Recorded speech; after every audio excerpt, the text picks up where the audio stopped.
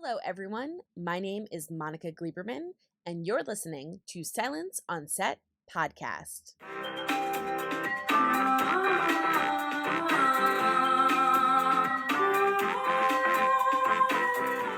On today's podcast, we have the cast members of House of Gucci, which is an upcoming film about Patrizia Reggiani, an outsider from humble beginnings, who marries into the Gucci family. Her unbridled ambition brings to unravel the family legacy and triggers a reckless spiral of betrayal, revenge, and ultimately murder. So first up is Adam Driver, who plays Maurizio Gucci. Hi, Adam. How are you? Hi, good. How are you?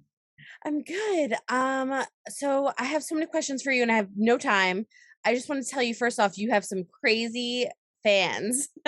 When I tweeted out that I was talking to you, they were very excited. Oh, okay.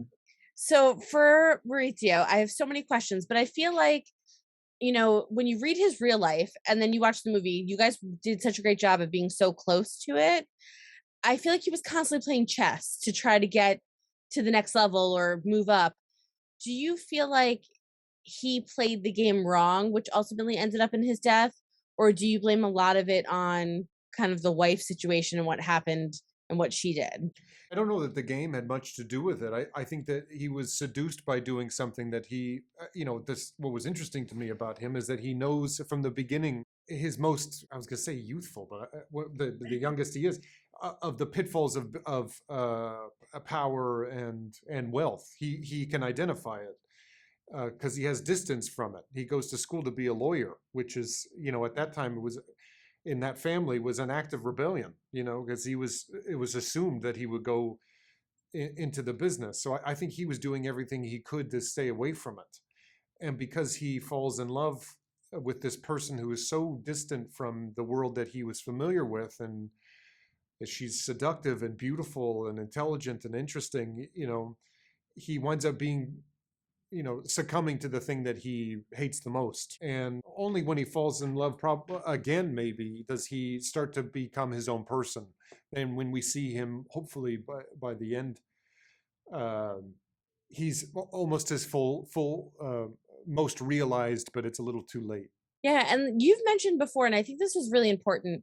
You've worked with a lot of the same kind of people for hair, for wigs, for various things behind the scenes, and I know nobody ever brings them up. Oh, yeah. And I mean, the movie was so good, and the looks were amazing, and the age changes were crazy. So, why is it important for you to work with kind of like the same people, and what does that do for you as an actor, by having all of that at your kind of access? That's a great question. Nobody asks me that question. I like it a lot. The dresser that I had for Last Duel, for example, this woman named Amanda, I won't say her last name, but she was with me since the beginning of Star Wars. And what that does is it creates a shorthand, one, but just a level of comfort. I try to work with people who are inspiring to me, who are really great. And that part of it, you don't have to worry about because they're watching it, and there's so many moving pieces in uh, movie that it's designed to fail. You're racing technology and time, so you really want to try to. And Ridley is very good about this too. That's why he keeps working the same group of people, and they want to work with him because he trusts his departments. And it's the same as an actor. You trust the people who are making these creative decisions, and you know that you don't have to worry about that. And you see the same, you character the same way. And when you take any of one of those elements out, your character doesn't, it falls apart a little bit.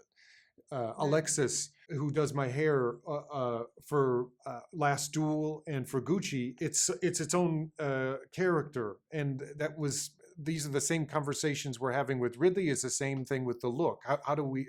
Janty Yates, who works with Ridley all the time, who does the costumes. How do you tell the story of someone who is uncomfortable in his skin?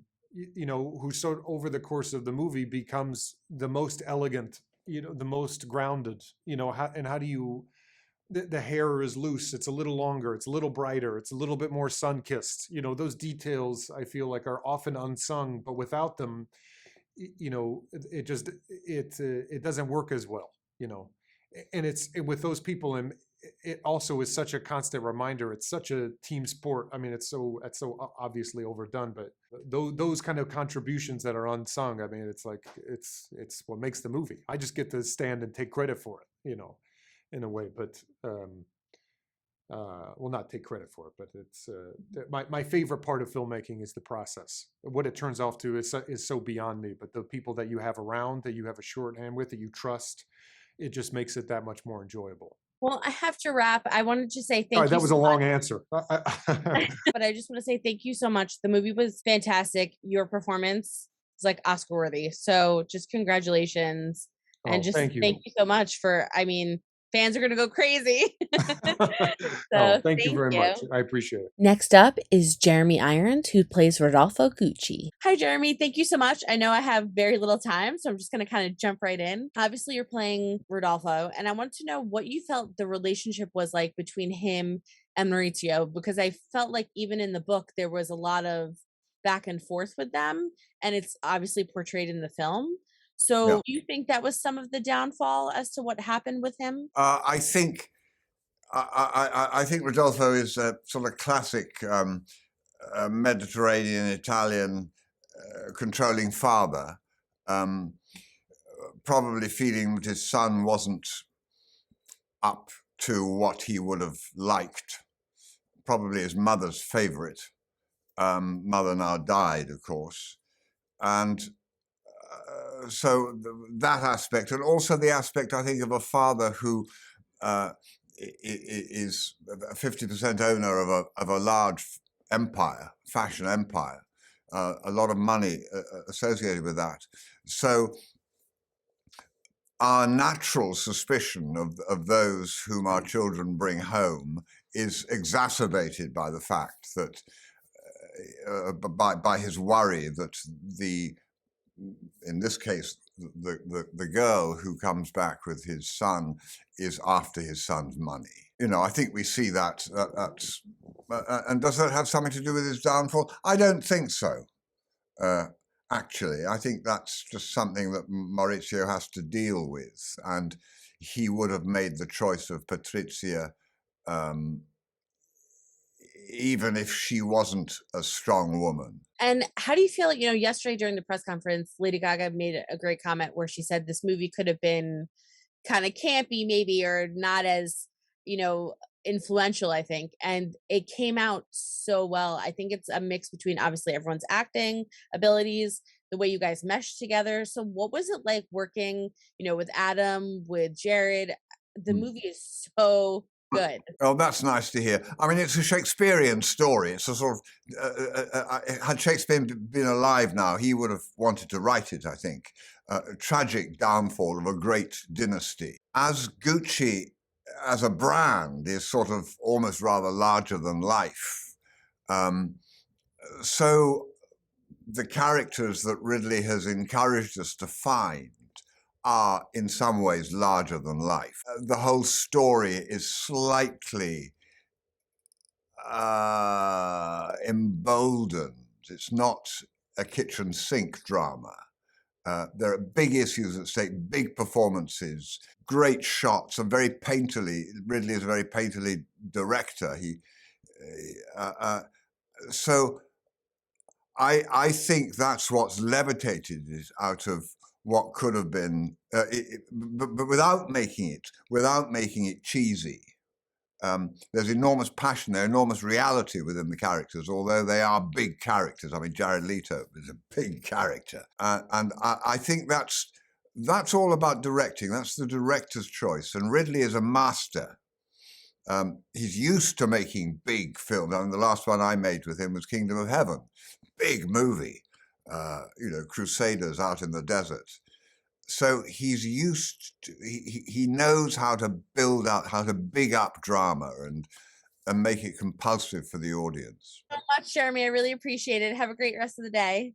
Bless you, bye. And finally, here's Jared Leto, who plays Paolo Gucci, talking about his experience, the transformation, and what fans can expect when they go see the film. Hi, thanks for having me. Oh my God, I'm so excited to interview you. I have so many questions, but I have such short time. So I just want to start off really quickly. I thought you said something beautiful yesterday A lot of people are kind of mentioning, the prosthetics and the things that you do, and not to discredit that because you're fantastic at it, but you had said it's all about the heart with your character and that what's on the inside. And as a person that's not like a sample size, it was so nice to hear an actor say that. So I just wanted to know if you can talk a little bit more about that and why it was so important to not really focus so much on how he looks and more about what's going on with him and what's happening throughout the film. I appreciate that, and it means a lot. And I do think it is the important thing. It's the most important thing in life, isn't it? It's really about what the heart and the soul are saying. And, I fell in love with this character before I knew what he looked like. And it was really a secondary. And, the fact that we look differently, okay, that's really besides the point. I connected with the fact that he was a frustrated artist, which I've been. I connected with the fact that he wanted to create something special and share it with the world, which is certainly a feeling that I think so many of us have in our lives. And, he was romantic, he was passionate, he was volatile, he was crazy, he was fun and funny. And those are the important things to me to really hone in on. And I just feel so lucky to have played this part. And, we really leaned into the heart of the character because I thought that was crucial to get to know him in that way, and the humor as well. Yeah, I mean, oh my gosh, you were so funny, but then there were times like in when you're driving in the car and you want to confront him and you're so upset about what's been going on. It was so heartbreaking. So you did Mhm. such a great job of kind of showing, I feel like everything. And if you look him up, his whole entire life has had such kind of crazy things happen to him. And ultimately he filed for bankruptcy. I mean, it's just like crazy what's gone on with him. So do you Oh, take all of that into consideration when you're being him? I mean, absolutely. it was amazing. Thank you. Very well said too. I mean, that's exactly what you do. You take all of the details and you work as hard as you possibly can because you never know what tidbit, what factoid, what kind of, what information you get talking to someone that used to know him. What is going to inspire or stoke you or serve you in a scene or in an improvisation. So, was learning the language was a beautiful thing as well. I was studying Italian, and it's a beautiful romantic language, as we all know, and it's very, it's got a lot of melody. It's a song, and it was beautiful to sing that song. I was so happy that they chose you because I feel like you're very spiritual and I've seen so much of your work and I've interviewed you a lot and I just feel like it just protrudes in your characters and I think it just comes out. And when I watched it, I was like, "Oh my god, Jared Leto outdid Jared Leto." Oh, Like you just went like next level. It was just that's crazy. hilarious. That's I'll, Yeah. I'll So take that to my grave. That's a good one. I did myself, but I think you're right, and I just the older I get too, I just have so much gratitude to be able to do this. I just have so much. It blows me away that I have these heroes too that I like Ridley Scott and Al Pacino that I just idolized and still do, and that I have a chance to collaborate with them. It's just phenomenal, and it's a really beautiful thing to be involved with. well, I have to wrap. I wish I had more Um, time with you, but I just it's want to say good. thank you so much. And thank you Yeah, so much for your career. I mean, everything that you do means thank you. something to so many Thank you. people. I'll see you So soon. Okay, I'll see you on the thank next one. Hope you guys enjoyed listening to the cast of House of Gucci talk about the film and give you some insider information. The movie will be available in theaters on November 24th, so make sure you go check it out. Don't forget to hit the subscribe button so you're updated on all of our latest podcasts, and head over to our YouTube channel and hit subscribe so you're updated on all of our video content.